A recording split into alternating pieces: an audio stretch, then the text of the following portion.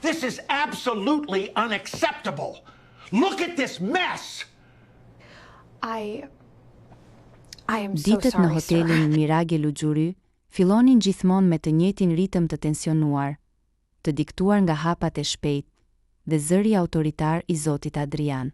Ai ishte një burr në të 40-tat, i veshur gjithmonë me kostume të qepura me porosi që kushtonin sa rroga vjetore e një punëtori të thjeshtë, dhe me një qëndrim që tregonte se ai besonte vërtet që bota rrotullohej rreth tij.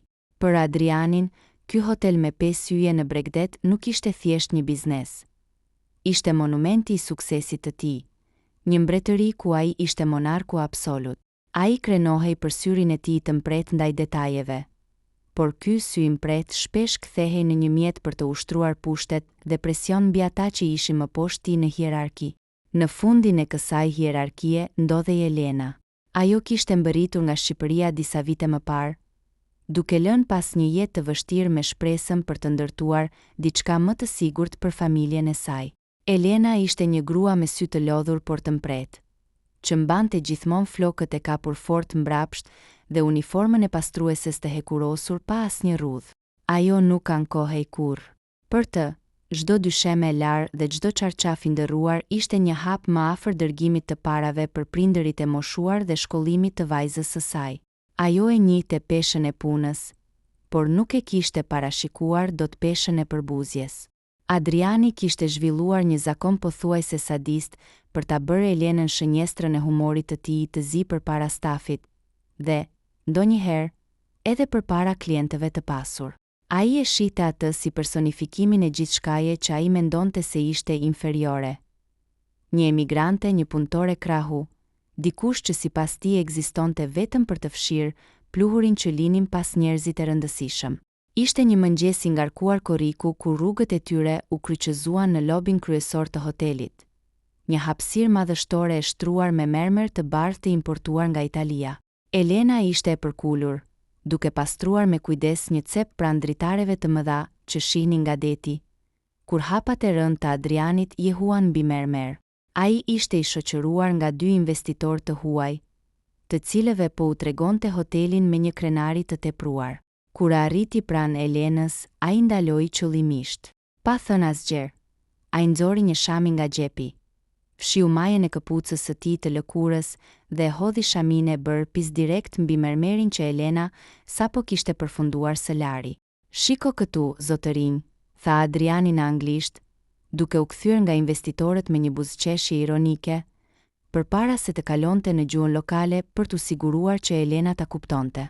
"Ky është problemi me stafin që vjen nga Ballkani. Mund t'i nxjerrësh nga provinca, por nuk ua heq dot zakonin e punës gjysmë të bërë. Kujdes me atë mermerin, Elena. Nëse nuk shkëlqen si diamant që unë të shoh veten time kur kaloj, do të kthej mbrapsht atje nga ke ardhur me biletën e parë. Edhe pse me sa shoh, vetëm fshesa dhe lecka ju përshtaten juve si popull. Nuk keni lindur për më shumë." Investitorët thjesht buzëqeshën me mirësjellje, pak të rrezikuar nga arroganca e tij, por asnjëri nuk foli. Për Adrianin, kjo ishte një lojë, një mënyrë për të treguar para të tjerëve se ai kishte kontroll të plot mbi çdo qenie njerëzore në atë ndërtesë. Elena ngriu për një moment. Dorën që mbante leckën e shtrëngoi aq fort sa thonjit ju ngulën në lëkurë. Ajo ndjeu një val nxehtësie të ngjitej në fyt, një përzierje e turpit, rebelimit dhe dhimbjes së pastër. Ajo kishte një diplomë mësuesie në vendin e saj, kishte lexuar libra dhe kishte një dinjitet që Adriani nuk mund ta blinte dot me të gjitha llogaritë e tij bankare. Ajo donte t'i ngrinte syt, ta shikonte drejte në fytyrë dhe t'i thoshte se parat nuk e bënin atë më njeri se ajo. Por imazhi i vajzës së saj që priste mbështetjen e saj financiare i kaloi si rrufe para syve. Ajo mori një frymëmarrje të thellë, uli kokën edhe më shumë për të fshehur lotët që po i mbushnin syt, dhe, me një zë të ulët, pothuajse të padukshëm, tha: "Po, zoti Adrian, do ta rregulloj me një herë." "Ashtu të dua," e bindur, qeshi ai nën zë, duke shkelur qëllimisht shamin e hedhur ndërsa largohej me hapa të mëdhenj, duke lënë pas një gjurmë të zezë mbi mermerin e pastër. Elena mbeti vetëm në gjunjë. Ajo mblodhi shamin, mori leckën dhe filloi të fshinte sërish atë vend, duke larë me ujë dhe me lotët e saj të heshtur tër, atë këmbë përbuzje që rëndonte mbi supet e saj çdo ditë më shumë. Ajo ishte thjesht një hije në pallatin e tij prej xhami. Një qenie që ai mendonte se mund ta shkelte sa herë që dëshironte të ndjente veten si përor. Kjo ishte përditshmëria e tyre. Një mbret I rem mbi një fron arrogance dhe një grua që duronte në heshtje, duke prizitur që koha të vendoste drejtësi. Java pasurohej me ditë të reja, por në Mirage Luxury, koha ngjante e ngrirë në një cikël të pafund poshtërimi për Elenën. Incidenti me mermerin nuk ishte as fillimi dhe as fundi. Ishte thjesht një nga shfaqjet e përditshme të teatrit absurd, ku Adriani luante rolin e padronit dhe ajo atë të shënjestrës. Përtej fjalëve thumbuese, Adriani ishte kujdesur personalisht që Elenës t'i caktoheshin detyrat më raskapitëse. Ndërsa pastrueset e tjera, shpesh vajza të reja dhe të pashme që dinin t'i buzëqeshnin shefit, merreshin me pluhurat e lobit apo sistemimin e luleve, Elenës I rezervoheshin punët e padukshme dhe të rënda. Ajo ishte e vetmja që pastronte pishinën e jashtme në orën 3 të pasdites, në rrezet përvëluese të diellit të korrikut, apo që transportonte e vetme thasët e rënd të lavanderisë kur ashensorët e shërbimit, sipas Adrianit, nuk duheshin mbi ngarkuar. Duart e saj ishin mbushur me kallo nga kimikatet e forta dhe shpina I dhimbte çdo natë. Por ajo e mbyllte dhimbjen brenda mureve të dhomës së saj të vogël me qira, duke parë fotografinë e vajzës për të gjetur forcë për të nesërmen. Një mesditë të nxehtë, morali I Elenës do të vihej në provën më të madhe. Ndërsa po pastronte suiten 412, e sapo liruar nga një biznesmen I huaj I cili kishte lënë pas një kaos me shishe të zbrazura shampanje dhe rroba të shpërndara, syti zun diçka të fshehur poshtë jastëkut të krevatit. Ishte një portofol I zi prej lëkure të shtrenjtë. Kur e hapi për të kërkuar një mjet identifikimi, ajo mbeti pa frym. Portofoli ishte I stërmbushur me tufa kartëmonedash 500 euroshe, një sasi parash që Elena nuk e kishte parë kur me sy, aq më pak t'i mbante në duar. Aty kishte mjaftueshëm para për të paguar borxhet e familjes, për të blerë një shtëpi modeste në Shqipëri dhe për të siguruar të ardhmen e vajzës së saj pa e vrarë mendjen. Për një fraksion sekondi, mendja njerëzore luajti lojën e saj, duke I treguar atë rrugëdalje të artë, por zgjati vetëm aq. Elena e mbylli portofolin me shpejtësi. Ndershmëria e saj nuk ishte në shitje, pavarësisht çmimit, pavarësisht dëshpërimit. Ajo ishte e varfër në xhep, por kishte një pasuri shpirtërore që asnjë milioner nuk mund ta blinte. E vendosur, ajo zbriti menjëherë në hallin kryesor për t'ia dorëzuar recepcionit. Fati I keq e deshi që Adriani të ishte mbështetur te banaku, duke pirë një kafe ekspres dhe duke qortuar recepcionisten e re. Kur pa Elenën t'i afrohej, ai rrotulloi syt. Çfarë dreqin do këtu, Elena? Të kanë humbur leckat apo po kërkon të ngrem në detyrë si menaxhere? Tha ai me një zë ironik që bëri recepcionisten të ulte kokën për të fshehur nënqeshjen. Gjeta këtë në suiten 412, zoti Adrian, I tha ajo me zë të ulët, duke ja zgjatur portofolin. Besoj se është I klientit anglez që doli para një ore. Ka shumë para brenda, duhet ta lajmëroni menjëherë. Adriani e mori portofolin, e hapi dhe vetullat I kërcyen lart kur pas sasinë e parave. Ai e shikoi Elenën lart e poshtë. Sytë e tij nuk treguan asnjë fije mirënjohjeje apo respekti. Përkundrazi, ai pa një mundësi tjetër për ta ulur atë. Me një lëvizje të ngadalt, e hodhi portofolin mbi banak dhe u përkul drejt saj, duke ngritur zërin që ta dëgjonin edhe disa punonjës të tjera aty pranë. Çfarë gjesti heroik nga ana e stafit ton të pastrimit, tha ai me një ton të akull dhe tallës. Mendove se do të japim ndonjë medalje, Elena? Le të jemi të sinqert. Të gjithë e dim pse e ktheve. E ktheve vetëm sepse e di shumë mirë që unë kam vendosur kamera të reja sigurie me rezolucion të lartë në çdo korridor. E di që policia do të vinte direkt te ty dhe thjesht nuk deshe të rrezikoje të përfundoje në burg. Nuk ka asnjë shans që dikush nga prejardhja jote t'i rezistoj tundimit për të futur në xhep atë që nuk I takon. Fjalët e tij e goditën Elenën si të ishin gur fizik. Fytyra i mori zjarr. Ajo nuk e priste falënderim, por t'i mohohej edhe dinjiteti i veprimit të saj ishte shumë më e rëndë se çdo punë fizike që kishte bërë ndonjëherë. Nuk është e vërtet, zotëri, mërmëriti ajo, me zërin që po i dridhej nga indinjata. Nuk i mora se nuk janë të mijat. Boll me këto përralla morali, e preu ai ashpër. Dhe me qëra fjala kur u flet klientëve, ose mos fol fare, ose fshija të theksin tënd të tmerrshëm fshataresk sepse po ma ul nivelin e hotelit. Tani zhduku nga sytë e mi dhe shko pastro tualetet e katit të parë. Nuk të paguaj të bësh rolin e nën Terezës. Elena u kthye dhe u largua. Ndërsa ecte drejt domës së stafit, një lot i nxehtë i shpëtoi dhe i rrëshqiti në faqe. Ajo e fshiu me inat. Adriani mund t'i kontrollonte punën, mund t'i kontrollonte pagën, por ai asnjëherë nuk do ta kuptonte se, ndërsa ajo pastronte papastërtitë fizike të hotelit të tij, ai ishte i mbytur në papastërtinë e shpirtit të tij. Distanca mes tyre nuk ishte mes të pasurit dhe të varfrit, por mes njeriut dhe hijes së tij. Dhe në atë moment, përbaltja e tij vetëm sa e bëri Elenën edhe më të fortë nga brenda, e gatshme për çdo gjë që do t'i sillte kjo punë e mallkuar. Ishte një natë e nxehtë dhe e mbytur e meskorikut. Qielli mbi hotelin Mirage Luxury ishte i zi si ser, pa asnjë fije ere, por dritat e resortit ndrinin me një shkëlqim verbues që shihej milje larg. Atë mbrëmje, Adriani po mbante festën më të madhe të vitit. Për vjetorin e rëndësishëm të biznesit të tij dhe nënshkrimin e një kontrate të re, miliona dollarëshe që do ta ngrinte perandorinë e tij në nivele të paarritshme. Lobi, terraca dhe sallat e mëdha ishin të mbushura me elitën e qytetit dhe investitorë të huaj.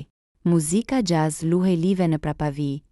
Gotat e kristalta me shampanjë të shtrenjtë trokitnin pa pushim dhe e qeshura arrogante e Adrianit dominonte ambientin. Ai lëvizte mes të ftuarve si një mbret në kulmin e lavdisë së tij, duke shpërndar premtime dhe duke u mburur me arkitekturën e pathyeshme të hotelit të tij modern. Për të, asgjë nuk mund ta cenonte atë moment të përsosur. Ndërkohë, larg shkëlqimit të dritave të festës, në katet e larta dhe të qeta të hotelit, Elena vazhdonte ndërresën e saj të natës.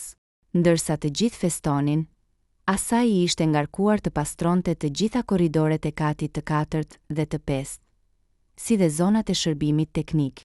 Trupi i saj ndjente një lodhje dërmuese, por ajo lëvizte fshesën me korrent dhe leckat me të njëjtin kujdes mekanik. Për Elenën, zhurma e festës që vinte nga poshtë ishte thjesht një kujtesë e një bote tjetër. Një bote ku ajo nuk lejohej të hynte, përveç se për të fshirë gjurmët e saj.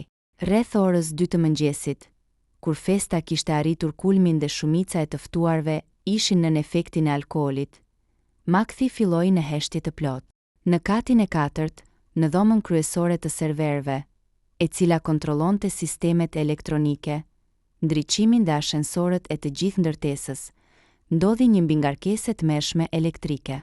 Një shkëndije e vetme ra mbi kablot e izoluar keq, duke ndezur një zjarr që në pak sekonda gjeti ushqim te materialet plastike.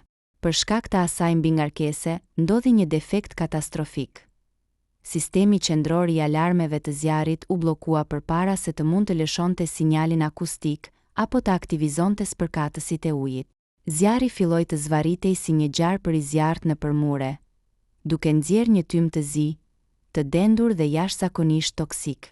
Elena ishte në skajin tjetër të korridorit të katit të 4, kur nuhati diçka të pazakontë. Nuk ishte era e zakonshme e duhanit të klientëve. Ishte një erë e rëndë djegëse që të mbytej në fyt. Ajo la mënjan pajisjet dhe eci me shpejtësi drejt burimit të erës. Kur u afrua pranë dhomës së serverëve, ajo pa tymin e zi që po dilte me vrull nga poshtë derës së mbyllur. Në atë moment, dritat e korridorit u drodhën dhe u fikën plotësisht, duke lënë katin në një errësirë të frikshme, të ndriçuar vetëm nga drita portokalli që filloi të reflektohej në xhamat e dyerve. Zjarri i pëshpëriti ajo me vete, dhe zemra i rahu aq fort sa ndjeu dhimbje në gjoks. Në të njëjtën kohë, tymi filloi të zbriste me shpejtësi në përshkallët e emergjencës drejt kateve të poshtme. Poshtë në lob, dikush vuri rrethymin që po dilte nga ashensorët. Brenda pak sekondave, iluzioni i festës luksoze u shkatërrua. Muzika ndaloi drastikisht. Dikush bërtiti me të madhe, zjarr, hoteli po digjet. Në atë moment, natyra njerëzore tregoi fytyrën e saj të vërtetë.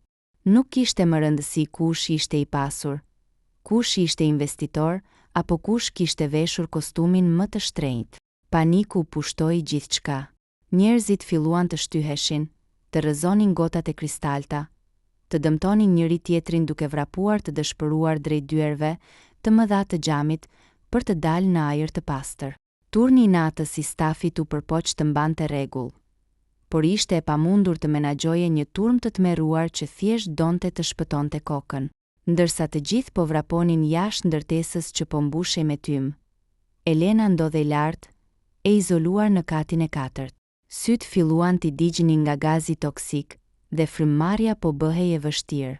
Çdo instinkt mbjete se i thoshte të vraponte drejt shkallëve të jashtme të emergjencës për të shpëtuar veten. Ajo bëri disa hapa përpara, por papritur ndaloi.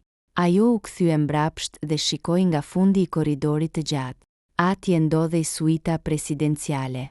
Elena e dinte mirë se para se të fillonte festa, Zoti Adrian kishte ngjitur atje disa nga miqtë e tij VP, dhe pas largimit të tyre, ai kishte qëndruar vetë në dhomë për të pushuar, i lodhur dhe nën efektin e alkoolit që kishte konsumuar gjatë mbrëmjes. Nga pozicioni ku ndodhej dhoma e serverëve, zjarri po përhapej me shpejtësi pikërisht në drejtim të asaj suite, duke bllokuar rrugën kryesore të daljes për çdo që ndodhej brenda. Elena e dinte që askush nga ata që po vraponin poshtë nuk po mendonte për Adrianin. Ajo e dinte sa keq u sillte ai me të gjithë dhe se si e kishte poshtëruar atë personalisht vetëm pak orë më parë.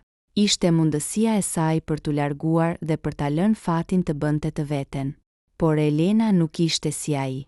Brenda asaj uniforme të pastrueseje, rrite një shpirt që nuk mund të lejonte që një qenie njerëzore të digjeje gjallë, pavarësisht se sa mizor kishte qenë ai person. Me tymin që po bëhej gjithnjë e më i trash dhe flakët e para që filluan të thyenin xhamat e dhomës së serverëve, Elena mori një vendim që do të ndryshonte gjithçka. Ajo vrapoi drejt karrocës së saj të pastrimit, mori një batanie të trash pambuku, e ktheu përmbys kovën me ujë duke lagur batanien tërësisht dhe mbështolli rreth kokës dhe fytyrës. Me shikimin e turbullt dhe mushkërit që digjeshin nga çdo frymëmarrje, ajo nuk vrapoi drejt daljes së shpëtimit. Ajo u kthye dhe u fut me vrap drejt zemrës së zjarrit, në korridorin e pushtuar nga flakët, për të gjetur njeriun që e kishte quajtur të padukshme. Tymi i zi dhe i dendur kishte pushtuar tërësisht korridorin e katit të 4, duke e bërë ajrin pothuajse të pamundur për t'u thithur.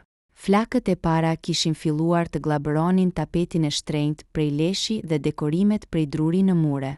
Me batanien e lagur të ngjeshur pas fytyrës, Elena ecte përpara pothuajse verbërisht, duke u mbështetur pas murit që po nxehej me shpejtësi.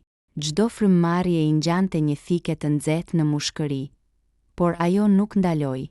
Kur arriti përpara suitës presidenciale, ajo provoi dorezën.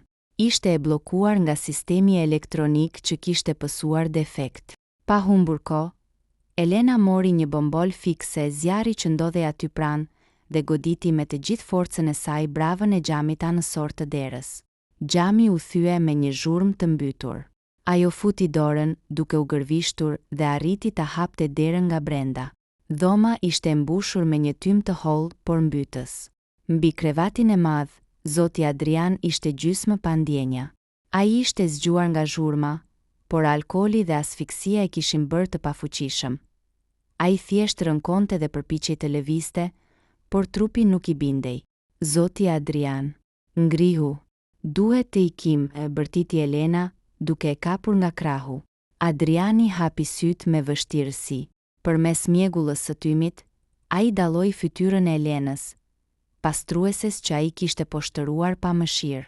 Në sytë e tij u shfaq një përzierje tmerri dhe mosbesimi. Ai u përpoq të ngrihej, por u rrëzua sërish në dysheme. Elena nuk bëri asnjë pyetje. Me një forcë që nuk e dinte se zotëronte, Ajo e ngriti pjesërisht, i vendosi krahun e tij të rënd mbi supet e saj dhe filloi ta tërhiqte zvarr drejt daljes.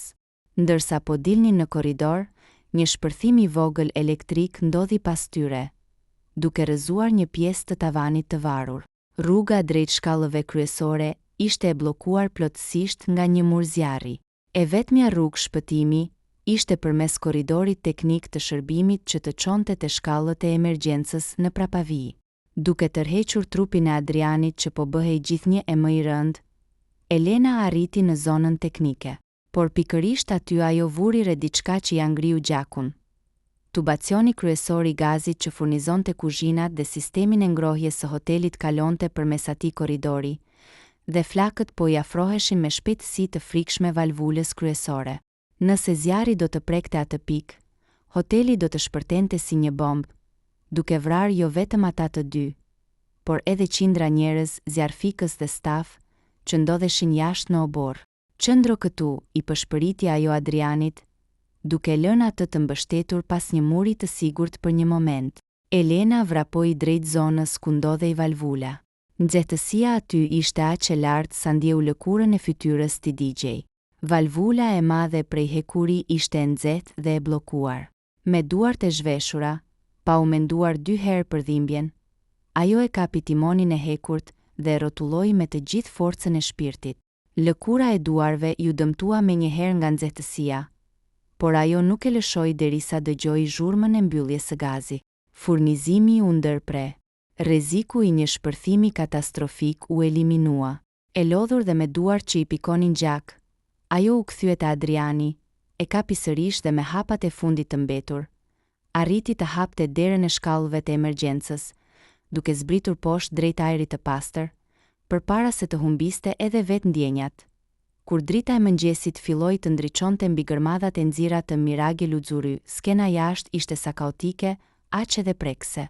3 makina zjarfikse po fiknin shkëndijat e fundit, ndërsa ambulancat po niseshin drejt spitalit. Fatmirësisht, fal ndërprerjes së gazit në kohë, askush nuk kishte humbur jetën. Elena ishte ulur në pjesën e pasme të një ambulance, me një maskë oksigjeni në fytyrë dhe me duart e fashuara plotësisht. Ajo ishte e lodhur, e nxirr nga tymi, por e qetë. Pranë saj u afrua komandanti i forcave zjarfikse, i shoqëruar nga gazetarët e televizioneve lokale që kishin mbërritur me shpejtësi. Kjo grua është heroina e kësaj nate, deklaroi komandanti përpara kamerave, duke treguar Elenën. Nëse ajo nuk do të kishte rrezikuar jetën e saj për të mbyllur valvulën qendrore të gazit, ky hotel sot nuk do të ekzistonte dhe ne do të numëronim dhjetëra viktima. Guximi i saj shpëtoi gjithçka. Në atë moment, nga çadra e ndihmës së shpejt doli zoti Adrian. Ai kishte marrë mjekim për asfiksin, por ishte plotësisht në vete. Ndërsa ecte drejt Elenës, i rrethuar nga gazetarët dhe stafi i tij që po e vështronin në heshtje, arroganca e tij e dikurshme ishte zhdukur plotësisht. Kostumi i tij i shtrenjtë ishte bërhi dhe pluhur, por ajo që ishte thyer vërtet brenda tij ishte egoja e tij e sëmur. Ai u ndal përpara Elenës. Për disa sekonda pati një heshtje absolute. Sytë e të gjithëve ishin drejtuar nga ai, njeriu që njihej për përbuzjen e tij ndaj punëtorëve të thjeshtë. Me lot që i rridhnin mbi faqet e nxira nga tymi, Adriani bëri diçka që askush nuk do ta imagjinonte kurrë. Ai u ul në gjunjë përpara Elenës, pikërisht mbi asfaltin e ftohtë, përpara të gjitha kamerave. Elena, tha ai me zërin që i dridhej nga dëshpërimi dhe turpi i thellë. Unë të quajta të padukshme. U tallja me ty, me prejardhjen tënde, me punën tënde. Mendova se parat e mia më bënin më të mirë se ti. Por mbrëmë, kur të gjithë ata që unë i quaja miq vrapuan për të shpëtuar veten, ishe ti ajo që unë e përbuza që hyre në flak për të më shpëtuar jetën. Ti shpëtove hotelin tim, shpëtove njerëzit e mi, dhe më shpëtove mua nga vetvetja. Nuk ka para në botë që ta paguajnë atë që bëre. Të kërkoj falje publike nëse mund të më falësh ndonjëherë. Elena hoqi ngadalë maskën e oksigjenit me duart e saj të fashuara. Ajo e shikoi Adrianin jo me zemërim, por me një keqardhje të thellë njerëzore. Ajo u përkul dhe me kujdes e ndihmoi atë të ngrihej në këmbë.